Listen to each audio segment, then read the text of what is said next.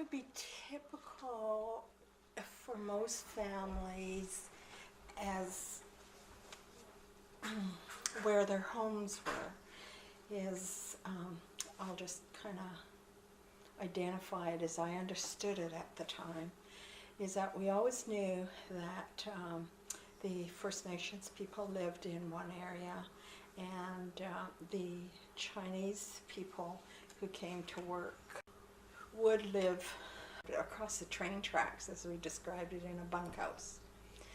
And the white people, using that name, that was termed when I was growing up, lived in the managers' homes, or the homes that were manicured, the homes that had yards and toilets and water. And their homes looked larger, and they were individual homes compared to the homes that were attached, or cannery homes, that the First Nations families lived in. And then there was a Japanese bunkhouse where the Japanese people, of course, lived and had their Japanese bath and their ability to carry on their lifestyle as Japanese people.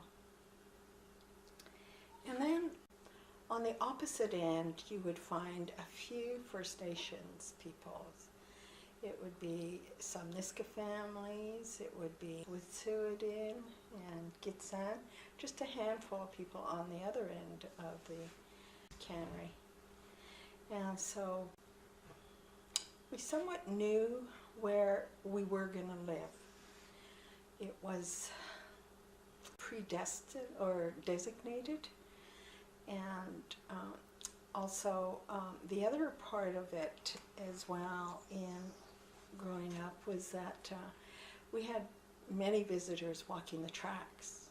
There were no roads at the time, or earlier years, and they walked the tracks, and so we'd have visitors from Sunnyside and perhaps Cassiar who would come to visit. And so people kind of knew where they were going to live, and they had that same home that they would go to, so they were designated a home.